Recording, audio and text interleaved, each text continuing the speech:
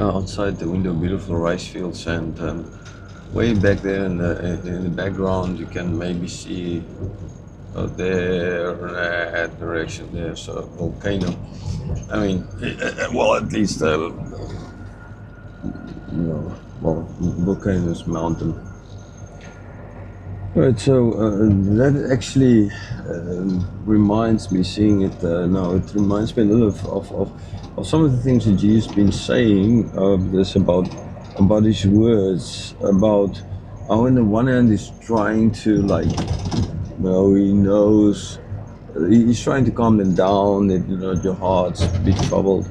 And at the same time, he's saying, but because I'm saying telling you all these things, you don't feel your heart's troubled. Okay. At the same in the same or what is said concerning, if you didn't come, then they wouldn't have known about sin. It's a bit like the volcanoes, right? So if you look outside and you see all these very fertile rice fields here, that is thanks to the volcano, ultimately, because of the ash. The soil is very fertile, so all of this can grow so well, right? And in that sense, thanks to this land is here because of the volcano. The volcano is going out. It creates land, islands. Okay, yeah, sure. Krakatau is an example of where it's an island and the volcano blew and then there goes the island kind of idea. But in this case, all of this was actually formed ultimately by volcanoes. Now, if you live in a volcano erupts, then like Vesuvius, for example, on Etna, Pompeii, then lots of people die. So the volcano creates life, but at the same time the volcano destroys life. Right, so in the same way, Jesus, by saying these things, are creating confusion, but at the same time it's necessary to calm them down so that the confusion, when the Spirit comes, He can teach them all these things and they can calm down. Okay, they can understand, they can grow. And at the same time, the sin that is on the people, because they're born in sin, can be healed. But then believing in it or staying in it ultimately then will lead to the death. Okay, so let's continue.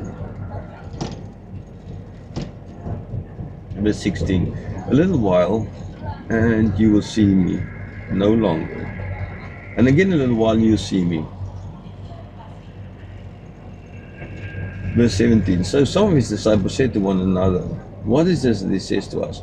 A little while and you will not see me, and again a little while and you will see me, and because I'm going to the Father.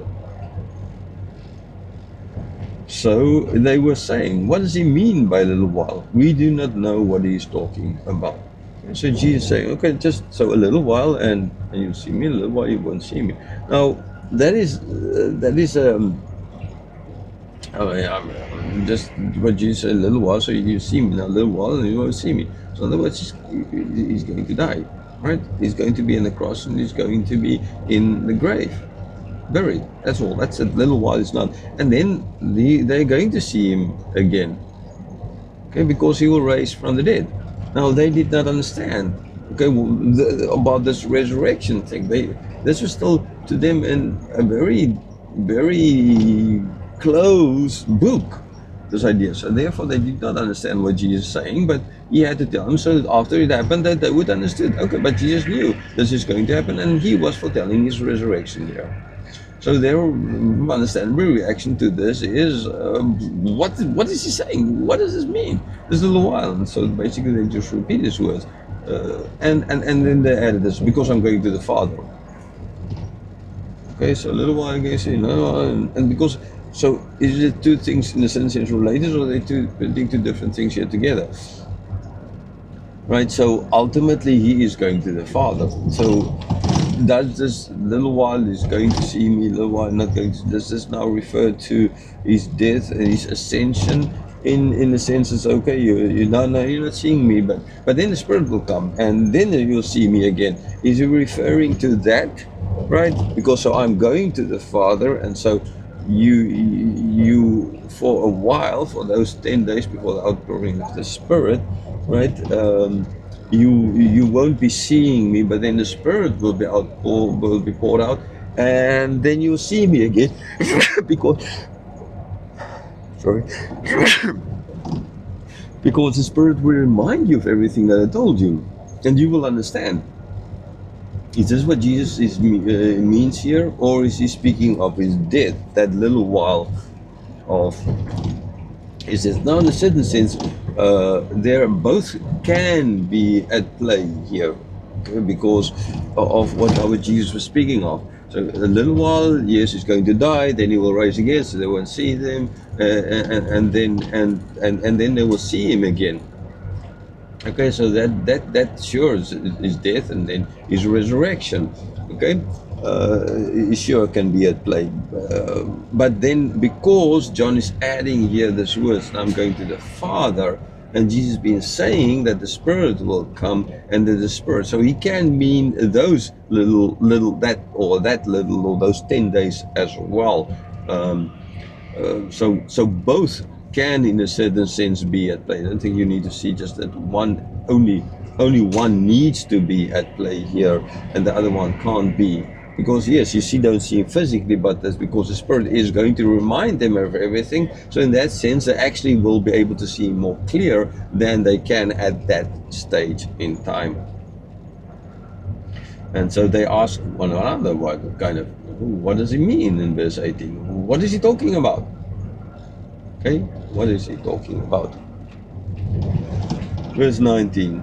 Jesus knew that they wanted to ask him, so he said to them, is this what you're asking yourselves? What I meant by saying, a little while and you will not see me, and again a little while and you will see me? So seeming they asked each other. Okay, so Jesus staying there, like maybe like sitting around the table, on another table, sitting around on the floor, kind of like whispering to each other. Right, what is he saying? What is he saying? Right, that kind of idea. And so Jesus knew this. I mean, he could have caught the glimpses and stuff like that, right? He could have, so he asked him, clear out. Is this? So you want to ask me? A little while and you will see me. A little while you won't see me. Okay. So let me explain. Verse 20. Truly, truly, I say to you, you will weep and lament, but the world will rejoice. You will be sorrowful, but your sorrow will turn into joy. Okay? You will weep. Truly, truly, again, a very important thing. You weep and lament. The world will rejoice. Yes, the destruction of Jesus, they will be, yeah, right, we won. Okay, we got rid of our enemy number one. He hanged, he was destroyed there on the cross. Okay, so therefore get back to the questions. What is a little while, not a little while? So we see Jesus here about the speaking of the cross and their victory, and the thinking that we won. That does not then as well imply that he can't have that other saying, extra saying as well here in mind. Okay, but the focus is first on that specific thing that is going to happen. And so they're going to be sorrowful. But that sorrow is not going to stay. It will turn into joy. Why is it going to turn into joy? Because of his resurrection. But then as well, at the same time, when Jesus leaves to go to be with the Father, they're going to be sorrowful, right? But then the Holy Spirit comes and they will be joyful. Again, you see, both can be at play here. Verse 21. But yeah, so sure, first and foremost, Jesus speaking of is this resurrection. But the other thing, this outpouring of the Spirit, since he's speaking of the Spirit, is as well a very valid explanation. Although maybe in a certain sense a second explanation and not the primary explanation. The first is, and then that. But both will ultimately lead to the same kind of thing. Okay? So his death, sure, they're going to be sorrowful. His ascension, sure, they're going to be sorrowful. But then his resurrection, they're going to be joyful. The outpouring of the Spirit, they're going to be joyful, right? Because it's going to the Father. So I just want to say, because John added that extra sentence there, maybe, again, they didn't understand it, but with John adding that extra sentence, I think he's trying to give that extra dimension to the words of Jesus here. Extra fulfillment. Verse 21. Now Jesus is going to use an example here of what, an earthly, like in the washing of the feet and stuff like that, right? An earthly, like I used now the volcano there in the back of to explain Jesus. So he's going to give an earthly explanation here, or a thing that is very understandable to them.